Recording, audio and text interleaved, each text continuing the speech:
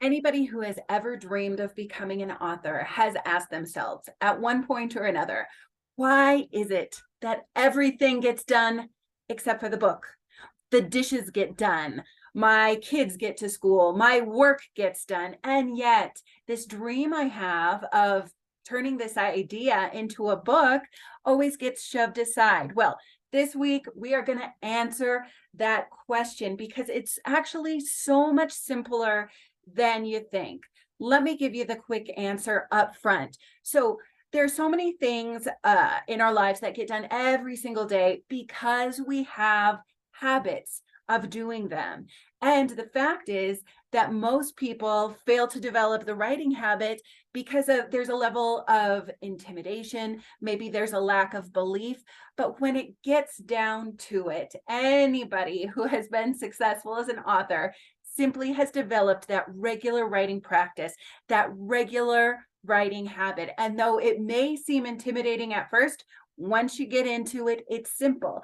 So this week, and actually for the next 3 weeks, I'm going to create a 3-part course that's starting on May 5th, 2023. And so if you're seeing this video later in time, there's a link right down below where you can sign up for the email list. I'm going to put it right away to make sure that you receive every part of this class in your inbox every week, because we are going to talk about how to create a regular writing practice, how to generate creative flow every time you sit down to get into that creative writing practice. And then finally, making sure that you find the time, make the time, and make it easy to keep writing. So this is a 3-part course starting right now. So let's get into regular writing practice, regular writing habit. So the fact is the dishes get done because we know how to do them. There's no uncertainty. There's no intimidation.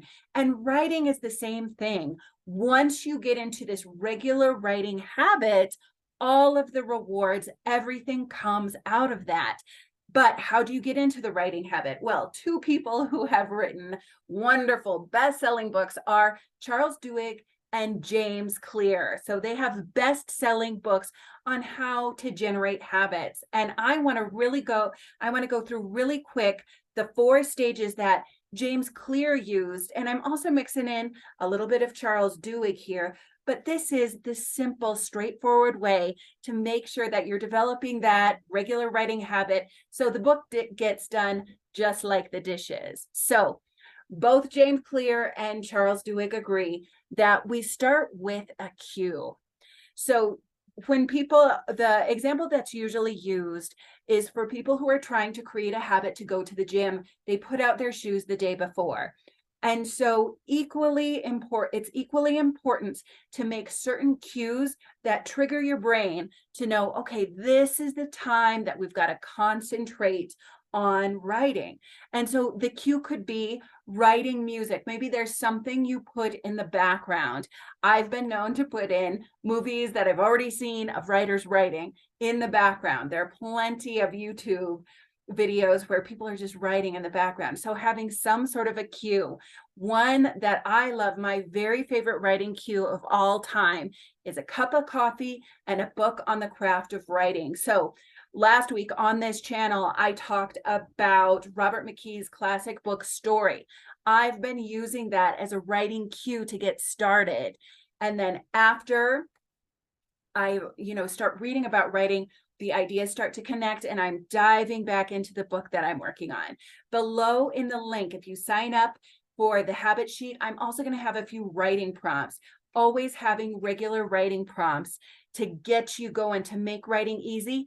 That can be the perfect cue, which brings us to the next point in creating habits, which is reducing friction. Writing prompts reduce friction. One thing I think gets in the way of getting the book done is we expect to be a genius every single time we sit down to the page. And the fact is that most of the time, it's just a rough draft. It's just we're sketching out some ideas. Another thing about reducing friction that I think is so important is that there seems to be a stereotype or a myth that people just sit down and write a masterpiece in paragraphs, straightforward, one after another. Let's debunk that and reduce the friction in your head that you should be better at this. People need to plan books. This is why I often start with a book on craft, because I need an entry point. I need to know what I'm doing. I need some structure. And so reducing the friction allows you to know that it doesn't need to be perfect every time.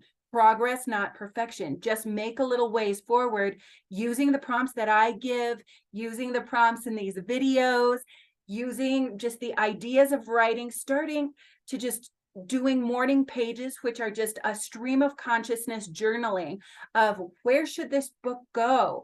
Another thing I like to use to reduce friction are little questions. What does this character think?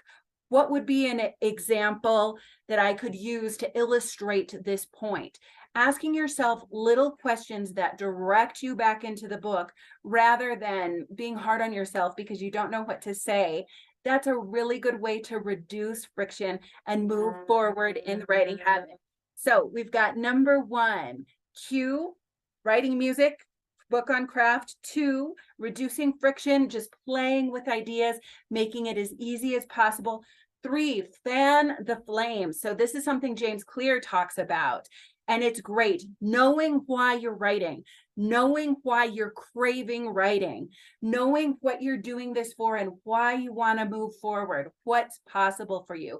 It's so important to crave the things we want with writing.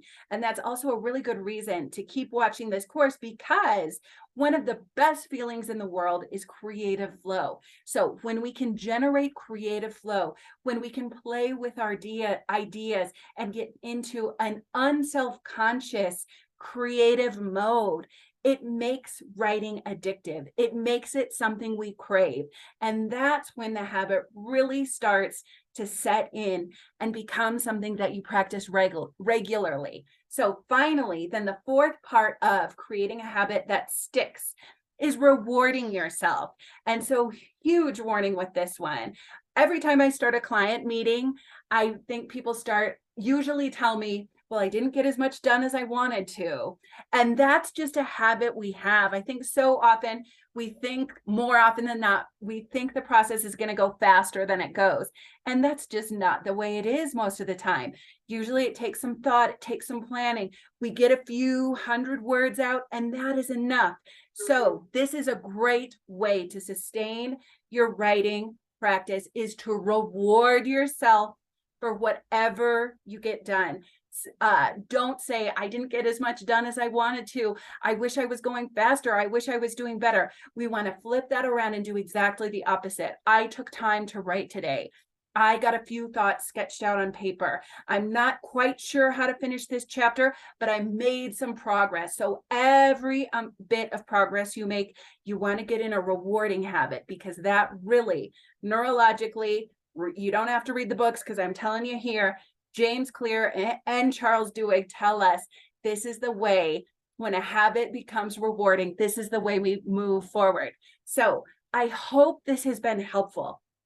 Really, this is the simplest way to get started. It's the reason that so many different things get done in our lives and the book gets shoved aside. So when you take this seriously and just really start to cultivate a regular writing habit, everything comes out of that. And so to give you a little more help, I have a sign up at the bottom, totally free. It's my habit workbook with these different points outlined for you, along with some supportive writing prompts.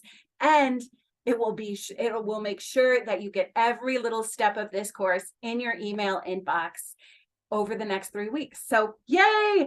Free courses. I hope you have some time to write this weekend. So much love, and I will see you in a week.